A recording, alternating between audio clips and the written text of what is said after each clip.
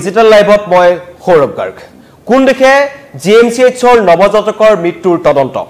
তিনিজনীয়া এটা তদন্ত কমিটি এখন গঠন কৰা হৈছিল তিনিজন ব্যক্তি তাত আছে আৰু চৰকাৰে গঠন কৰি দিছিল এই বিশেষ তদন্তকাৰী দলটো আৰু এই দলটো কালি জিএমচিএইচত উপস্থিত হ'ল জিএমচিএইচত উপস্থিত হৈ কি কাৰণত মাত্ৰ এই দুদিনীয়া নৱজাতকটিৰ মৃত্যু হ'ল কাৰ গাফিলতিত মৃত্যু হ'ল কেনেকৈ এই ঘটনা সংঘটিত হ'ল সকলো তদন্ত এই কমিটিখনে কৰিব বুলি চৰকাৰে আমাৰ আগত প্ৰকাশ কৰিছিল সংবাদ মাধ্যমৰ আগত প্ৰকাশ কৰিছিল আৰু সেই দুৰ্ভগীয়া পিতৃ মাতৃ হলক কৈছিল যে আপোনালোকে ন্যায় পাব কিন্তু এতিয়া ঘটনাটো হৈছে এই তদন্ত কমিটিৰ কালি যেটা দলটো তাত উপস্থিত হ'ল জিএমচিএইচত তাৰ পিছতেই কিন্তু সকলোৰে মনত প্ৰশ্ন হৈছে যে তদন্ত কেনেকৈ চলিছে কাৰণ এই দুৰ্ভগীয়া নৱজাতকটিৰ পিতৃয়ে যিখন এজাহাৰ দিছিল ভঙাগড় থানাত যিখন এজাহাৰ দিয়া হৈছিল তাৰ স্পষ্টভাৱে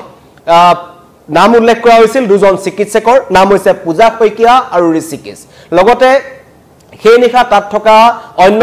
সকলোৰে নাম তাত উল্লেখ কৰা হৈছিল কিন্তু অতি ৰহস্যজনকভাৱে এতিয়া আৰক্ষীয়ে কেৱল ভানুপ্ৰিয়া মিছং ডাঙৰ এগৰাকী নাৰ্ছক আটক কৰিয়ে 3 দিনৰ জিম্মাত লৈ দায়িত্ব সামৰিছে বুলি অভিযোগ উত্থাপন কৰিছে আৰু কৈছে এবোৰ তদন্তৰ নামত সকলো ভেকুবা অনা হৈছে কাৰণ কালিৰ দিনটোত এই তদন্ত কমিটিখনৰ যিকেইজন ব্যক্তি আছিল বা কমিটিখনে এই উৎপল বৰ্ডলৈ শিশুটিৰ পিতৃক লগ কৰাৰ কথা আছিল কিন্তু অতি ৰহস্যজনকভাৱে তেওঁক লগ নকৰিলে কি কাৰণত লগ নকৰিলে হেতু ৰহস্য আৱৰ্তত আছে কোৱা হৈছিল যে 2 বজাত আপুনি জিএমচিএইচত উপস্থিত থাকিব আপোনাৰ সৈতে তদন্ত কৰিবলৈ অহা দলটোৱে কথা পাতিব আপোনাৰ মন্তব্য তাত লব যিদৰে ঠিক হস্পিটেলখনৰ হেডনিখা থকা নাৰ্ছসকলৰ বা চিকিৎসকৰ যিদৰে তেওঁলোকে মন্তব্য ললে ঠিক একেদৰে উৎপল বৰ্ডলৈ মন্তব্য লোৱা কথা আছিল কিন্তু অতি ৰহস্যজনকভাৱে এই তদন্ত কৰিবলৈ অহা দলটোৱে শিশুটিৰ পিতৃক সাক্ষাৎ নকৰিলে আৰু নকৰাকৈ তেওঁলোক তাৰ পৰা আঁতৰি গৈছে কিন্তু জিএমচিএইচৰ যে গাফিলতিত এই ঘটনা সংঘটিত হৈছিল সেই কথা স্পষ্ট এয়া তদন্তকাৰী কমিটিৰ দলটো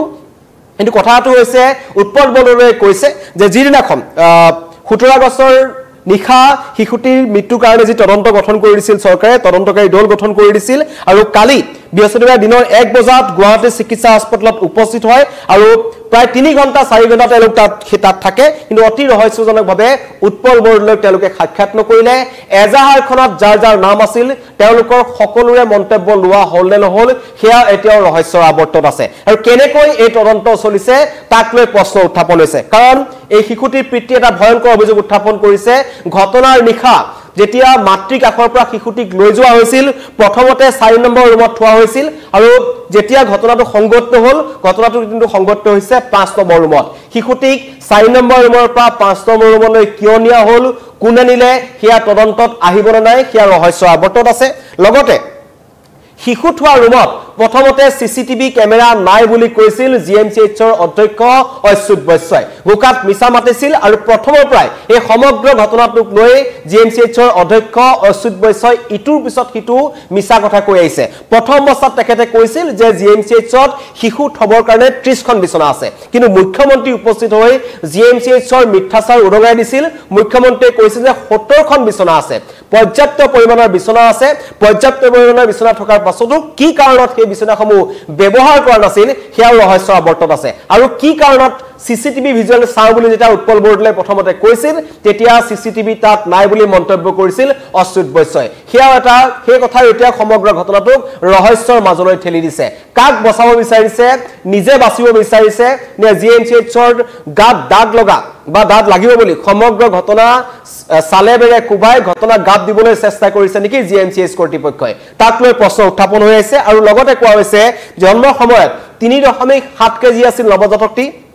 কোনো ধৰণৰ আন ৰোগ তেখেতৰ গাত নাছিল দেৱ শিশুটিৰ মৃত্যু উদঙাইছে জিএমচিএইচৰ কলা অধ্যায় আৰু আটাইতকৈ ডাঙৰ কথা কালি ভানুপ্ৰিয়া মিছঙক যেতিয়া আটক কৰা হ'ল তেখেতক যেতিয়া 3 দিনৰ আৰক্ষী জিম্মাত দিয়া হৈছে তেখেতৰ সতীৰ্থ নাৰ্ছসকলে কিছুমান ভয়ংকৰ অভিযোগ উত্থাপন কৰিছে কৈছে সেই যত শিশুৰ থোৱা যোনটো ৰুম আছে এনআইসিইউটো আছে তাত বাৰমাৰ ভঙা আছিল লাইট বেয়া কাম নকৰে বাৰমাৰে সেই কাৰণে আন্তঃগাঁথনিৰ প্ৰশ্নটা উত্থাপন হৈছে এটা বাৰমাৰতেই সেই কাৰণে 5টা পৰ্যন্ত শিশু ৰখা হয় এয়া হৈছে জিএমচিএইচৰ ফুফুলা স্বৰূপটো যিমানে আন্তঃগাঁথনি উন্নত বুলি ক'বলৈ নাযায় কিন্তু তাত এটা বাৰমাৰ 5টা শিশু ৰখা হৈছিল সেই কথা জিএমচিএইচৰ নাৰ্ছে খুদ সংবাদ মাধ্যমৰ আগত এই কথা প্ৰকাশ কৰিছে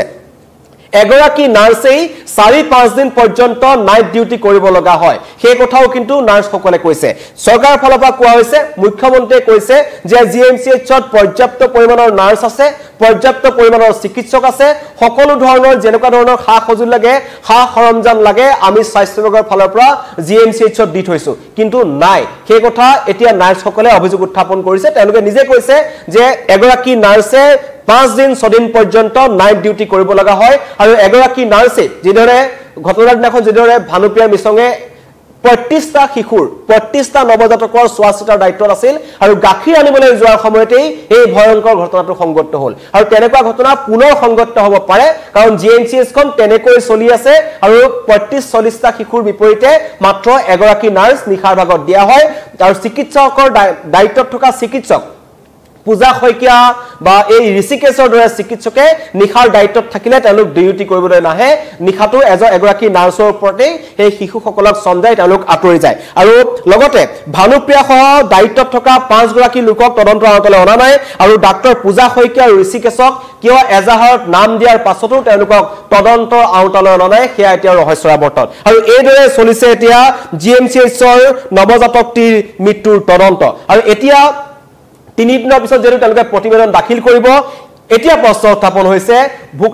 মৃত্যু হোৱা শিশুটিৰ পিতৃৰ ভাষ্য নোলোৱাকৈ পৰিয়ালৰ ভাষ্য নোলোৱাকৈ আৰক্ষীয়ে ঋষিকেশ আৰু পূজা শইকীয়াৰ দৰে চিকিৎসকক সুধা পোছা নকৰাকৈ কেনেকৈ তেওঁলোকে তদন্তৰ প্ৰতিবেদন দিব সেয়াও কিন্তু এতিয়া ৰহস্যৰ আৱৰ্তন আছে আৰু এই ঘটনাটো এটা কথা কাৰণে ক'ব লাগিব যে জিএমচিএইচত এনেকুৱা ঘটনা ইয়াৰ আগতে সংঘটিত হৈছে জিএমচিএইচৰ ভিতৰত একাংশ দালাল আছে জিএমচিএইচৰ ভিতৰৰ পৰা শিশু অপহৰণ হৈ যায় পৰখিদিনাখন এটা ঘটনা আহিছে 2022 চনত ৰঙিয়াৰ এটি দেৱশিশুক তাৰ পৰা অপহৰণ কৰা হৈছিল আজি পৰ্যন্ত জিএমচিএইচৰ ভিতৰৰ পৰা এগৰাকী মহিলাই মাতৃক আখৰ পৰা শিশুটিক লৈ গৈছিল এজাহাৰ দিয়া হৈছিল ভঙাগড় আৰক্ষী থানাত কিন্তু আজিলৈকে আৰক্ষীয়ে সেই শিশুটিৰ সন্ধান উলিয়াব নোৱাৰিলে জিএমচিএইচ কৰ্তৃপক্ষৰ ফালৰ পৰাও তাৰ কোনো কথা আজিলৈকে জনা নহল আৰু এইবোৰ ঘটনা জিএমচিএইচত এতিয়া সুলভ হৈ পৰিছে তাৰ পৰা শিশু হেৰাই যায় তাত শিশু ৰহস্যজনকভাৱে মৃত্যু হয় কাৰ গাফিলতিৰ কাৰণে মৃত্যু হৈছে সেয়া যদি তদন্তৰ আওতালৈ আনিবলৈ যায় তেন্তে বহুত মানুহ তাত সোমাই আহে আৰু সেই কাৰণে তদন্তত গাফিলতি হৈ ভানুপ্ৰিয়া মিছঙৰ দৰে একাংশ সৰু পদত থকা মানুহক তাত টাৰ্গেট কৰা হয় বুলি তেওঁৰ নাৰ্ছসকলে তেওঁৰ সতীৰ্থৰ নাৰ্ছসকলে অভিযোগ উত্থাপন কৰিছে চিকিৎসকক তদন্তৰ আওতালৈ অনা নাই বাকি তাত নিশাত থকা দায়িত্বত থকা উচ্চ পৰ্যায়ৰ লোকসকলক তদন্তৰ আওতালৈ অনা নাই কিন্তু কেৱল ভানুপ্ৰিয়া মিছং নামৰ নাৰ্ছগৰাকীক আটক কৰিয়ে সমগ্ৰ ঘটনা গাপ দিবলৈ চেষ্টা কৰাৰ অভিযোগ উত্থাপন হৈছে পিতৃৰ মন্তব্য আহিছে শুনাৰ বিচাৰিছো আপোনালোকক না তদন্ত কমিটি বৰ্তমানলৈ মোক লগ ধৰা নাই মোক মানে ৰাতিপুৱা কৈছে তদন্ত কমিটি আহিব 2টা বজাত ফ্ৰী থাকিব কিন্তু বৰ্তমান তদন্ত কমিটি মোক লগ ধৰা নাই মোক এই মানে এনে মোৰ ফেমিলি য'ত আছে আহিছোঁ তাৰ ডক্টৰে ৰাতিপুৱা কৈছিল যে দাদাক থাকিব দিব 2টা বজাত অৱশ্যে তেওঁলোকে ভাবিছিল কাৰণ ৰুমটো পুৰা চাফ চিকুণ কৰি ৰাখিছিল কিন্তু তদন্ত কমিটি এতিয়ালৈকে মোক লগ ধৰা নাই আছিল হয়তো তেওঁলোকে কিবা বেলেগ এনকুৱাৰী কৰি আছিল মই শুনামতে তেওঁলোকে হেৰিত এনকুৱাৰী চলি আছে নাই মোক তেওঁ ডক্টৰেহে কৈছিল যে হেৰি কৰিব আপুনি তাত থাকিব 2টা বজাৰ পৰা মই আছোঁ কণ্টিনিউছলি নাই এতিয়ালৈ লগ ধৰা নাই মই ক্ষেত্ৰত নিয়ে পাই বুলি কোৱা নাই কালি মই CM ছাৰকো কৈছোঁ কথাটো যে অকল মানে নাৰ্ছজনীকে হেৰি কৰি কাৰণ কিয় মই এজাহাৰখন উল্লেখ কৰি দিছোঁ 2জন ডক্টৰ উইথ টিম বুলি দিছোঁ কাৰণ কিয় গোটেই টিমটো জড়িততো এজন নাৰ্ছে জড়িত নহয় কাৰণ যিহেতু মানি লৈছোঁ 5 নম্বৰ ৰুমত তাই আছিল কিন্তু মোৰ বেবীটোকে 4 নম্বৰ ৰুম কেনেকৈ পালে ৰাতি থৈ গৈছোঁ মই 5 নম্বৰ ৰুমত আৰু বেবীটো গৈছে 4 নম্বৰ ৰুমত মোক জনোৱা হোৱাই নাই মই গৈহে দেখা পাইছোঁ 6টা 20ত মই যেতিয়া গৈছোঁ তেতিয়া মই দেখা পাইছোঁ মোক জনোৱা হোৱা নাই এতিয়ালৈকে আছে CCTV আছে বিকল নে কি নাজানো মোক মানে প্ৰথমতে CCTV নাই বুলিয়ে কৈছিল অচ্যুত বৈশ্যটো মোৰ লগত আপোনাৰ ভাইটিজন আছিল দেখা পাইছিল তেওঁ মই সৰুতে কৈছে CCTV নাই পিছত দেখা পাইছে CCTV তাত লাগি আছে দুৰ্গীয়া নৱজাতকটিৰ পিতৃ মন্তব্য শুনিলে তেওঁ স্পষ্টকৈ কৈছে যে মোক লগ কৰাৰ কথা আছিল আৰু মই জিএমচিএইচৰ চৌহদতে আছিলোঁ কিন্তু মোক লগ নকৰাকৈ সেই তদন্ত কৰিবলৈ অহা দলটো তাৰ পৰা ঘূৰি গৈছে আৰু আটাইতকৈ ৰহস্যজনক কথা সেইদিনাখন এজাহাৰত যিজন চিকিৎসকৰ নাম দিয়া হৈছিল ঋষিকেশ আৰু পূজা শইকীয়া এই দুয়োজন চিকিৎসক এতিয়াও জিএমচিএইচৰ চৌহদত ঘূৰি ফুৰিছে তেওঁলোকে এতিয়াও অন্য লোকক চিকিৎসা কৰিয়ে আছে তেওঁলোকক এতিয়াও চিকিৎসালয় কৰ্তৃপক্ষৰ ফালৰ পৰা বা জিএমচিএইচৰ কৰ্তৃপক্ষৰ ফালৰ পৰা তেওঁলোকক তালৈ আহিবলৈ দি থকা হৈছে তেওঁলোকে পুনৰ এনেকুৱা ঘটনা সংঘটিত কৰিব পাৰে তাৰ অভিযোগ উত্থাপন কৰিছে শিশুটিৰ পিতৃয়ে আৰু এই ঘটনা হৈ যোৱাৰ পাছতো কোনো ধৰণৰ ক্ষমা খোজা নাই আচলতে শিশু বিশেষজ্ঞসকলে কেৱল শিশুটিৰ মাতৃক ক্ষমা খুজিছে ক্ষমা কিয় খুজিলে তাক লৈ প্ৰশ্ন উত্থাপন হৈছে উৎপল বৰদলৈ মন্তব্য কৰিছে যদিহে ভুল নাছিল তেন্তে তেওঁলোকে ক্ষমা কিয় খুজিলে আৰু এতিয়াও জিএমচিএইচৰ চহৰতে ঘূৰি ফুৰিছে ডাক্তৰ ঋষিকেশ আৰু পূজা শইকীয়া এনেকৈ এই সমগ্ৰ ঘটনাটো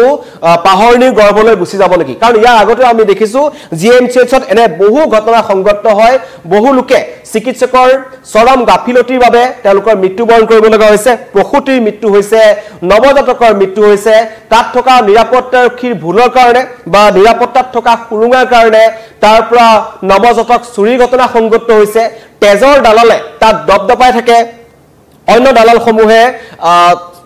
ৰোগীৰ লগত অহা লোকৰ পৰা টকা লৈ গুচি যায় কিন্তু তাৰ পাছতো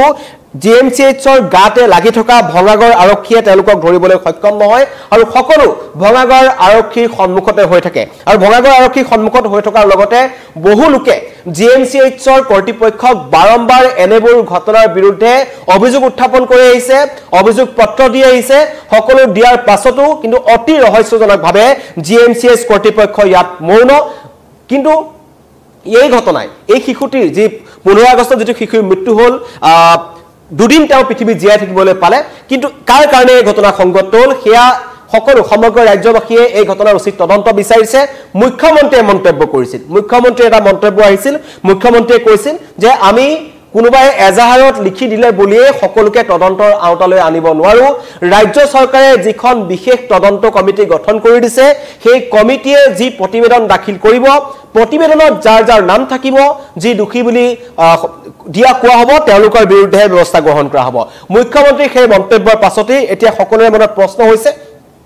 যে তদন্ত কমিটিৰ যদি গাফিলতি হয় তেন্তে চিকিৎসক ঋষিকেশ বা পূজা শইকীয়াৰ দৰে একাংশ চিকিৎসক বাছি যাব নেকি এজাহাৰত নাম থাকাৰ পাছতো তেওঁলোকক তদন্তৰ আওতালৈ অনা নহয় নেকি এনেকুৱা কিছুমান প্ৰশ্ন উত্থাপন হৈছে কাৰণ অচ্যুত বৈশ্যৰ যেনেকুৱা ধৰণৰ মন্তব্য আমি শুনিছিলো প্ৰথমৰ পৰাই এই সমগ্ৰ ঘটনাটোক অতি তৰল মন্তব্য কৰি আহিছে এজন অচ্যুত বৈশ্যই যিজন জিএমচিএইচৰ অধ্যক্ষ তেওঁ প্ৰথম দিনাখন যেতিয়া ঘটনা সংঘটিত হল তেওঁ কৈছিল যে দুৰ্ঘটনা হৈ থাকে এইটো এটা দুৰ্ঘটনাই হৈছিল পথ দুৰ্ঘটনা হয় বিমান দুৰ্ঘটনা হয় এইটো এটা দুৰ্ঘটনা বুলি ধৰক 1986 চনৰ পৰা মোৰ চিকিৎসা জীৱনত মই এতিয়ালৈকে এনে ঘটনা দেখা নাছিলো এইটোৱে প্ৰথম ঘটনা এয়া আছিল এখন জিএমচিএইচৰ দৰে এখন চিকিৎসা মহাবিদ্যালয়ৰ অধ্যক্ষৰ এটা মন্তব্য তাৰ পাছত তেওঁ এটা ঘুকাত মিছা কথা মাতিলে যে কিহৰ কাৰণে এখন বিছনাতে 5টা শিশু ৰখা হৈছিল পাঁচ জপানী দেৱ শিশুকিটা কিয় ৰখা হৈছিল বুলি যেটা প্ৰশ্ন কৰা হল তেওঁ মন্তব্য কৰিছিল আমাৰ তাত বেড কমি আছিল তাত বিছনাৰ তেওঁ পৰ্যাপ্ত বিছনা নাছিল বুলি মন্তব্য কৰিছিল কিন্তু বিয়লি যেতিয়া তাত মুখ্যমন্ত্ৰী ডক্টৰ হিমন্ত বিশ্ব শৰ্মা উপস্থিত হল তেখেতে কিন্তু তেওঁৰ আগতে মন্তব্য কৰিলে যে জিএমচিএইচত শিশু থবৰ কাৰণে এনআইসিইউ কক্ষত 70খনকৈ বিছনা পৰ্যাপ্ত বিছনা তাত আছিল তাৰ পাছতো কি কাৰণত সেই এখন বিছনাত 5টাকৈ শিশু ৰখা হল বুলি মন্তব্য কৰিছিল পিছদিনাখন যেতিয়া ভানুপ্ৰিয়া মিছঙক গ্ৰেপ্তাৰ কৰা হল আটক কৰা হল তেতিয়া কিন্তু প্ৰকৃত সত্যটো ওলাল ভানুপ্ৰিয়া মিছঙৰ যিসকল সতীৰ্থ আছে তেওঁলোকে ওলাই আহি মন্তব্য কৰিলে যে নহয় যে যি এনআইসিইউ যিবোৰ বিছনা আছে তাত বাৰমাৰ ভঙা লাইট বেয়া সেইবোৰ ভাল নহয় সকলোতে শিশু থব নোৱাৰি হিয়া হৈছে জিএমচিএইচৰ আন্তঃগাঁথনিৰ অৱস্থা যিখন উত্তৰ পূৰ্বাঞ্চলৰ আমাৰ যদি ক'বলৈ যাওঁ চিকিৎসা খণ্ডৰ এখন হৃদপিণ্ড স্বৰূপ তাত ৰাজ্যৰ বিভিন্ন প্ৰান্তৰ পৰা লোক তালৈ আহে উত্তৰ পূৰ্বাঞ্চলৰ বিভিন্ন ৰোগী তালৈ আহে প্ৰতিদিনে হাজাৰ হাজাৰ মানুহ জিএমচিএইচলৈ আহে আৰু জিএমচিএইচখন তেনেকৈ চলি আছে এয়া হৈছে ৰাজ্যৰ স্বাস্থ্য খণ্ডৰ ফুফুলা স্বৰূপটো আশা কৰা হৈছিল এই ঘটনাই জিএমচিএইচৰ সমগ্ৰ ঘটনাৰ তদন্ত কৰিব আৰু জিএমচিএইচত ক'ত ভুল আছে সকলো ঠিক কৰিব পাৰিব তদন্ত কমিটিখনে কিন্তু প্ৰথম দিনৰ তদন্ত কমিটিখনৰ যেনেকুৱা ধৰণৰ তেওঁলোকক দেখা গ'ল বা তেওঁলোকে উৎপল বৰদলৈ মন্তব্য তেওঁলোকে গ্ৰহণ নকৰিলে কাৰণ পৰখিলে হয়তো তেওঁলোকে প্ৰতিবেদন দাখিল কৰিব আৰু সকলোৰে মন্তব্য নোলোৱাকৈ কেনেকুৱা ধৰণৰ তদন্ত তেওঁলোকে কৰি আছে কেনেকুৱা ধৰণৰ প্ৰতিবেদন তেওঁলোকে দাখিল কৰিব হেয়া অনুমান কৰিব পৰা হৈছে আৰু সকলোৱে কৈছে এইবোৰ সকলো সময়ৰ খুঁটত হেৰাই যাব আৰু জিএমচিএইচত এনেবোৰ ঘটনা সংঘটিত হৈ আহিছিল হৈ আছে আৰু হৈ থাকিব কাৰণ তাত একাংশ দালাল এতিয়া সক্ৰিয় আৰু চিকিৎসকসকলৰ চূড়ান্ত গাফিলতি নাৰ্ছসকলৰ দুৰ্ব্যৱহাৰ আৰু ৰোগীক তেওঁলোকে গুৰুত্ব প্ৰদান নকৰে এনে বহু ভয়ংকৰ অভিযোগ জিএমচিএইচৰ বিৰুদ্ধে আছে কিন্তু তাৰ পাছতো জিএমচিএইচ তেনেকৈ চলি আছে দৰিদ্ৰ লোকসকল বাধ্যত পৰি জিএমচিএইচলৈ যাব লগা হয় আৰু তেওঁলোকৰ জীৱনৰ সৈতে চৰম হেতালি খেলি আহিছে জিএমচিএইচ কৰ্তৃপক্ষ ধন্যবাদ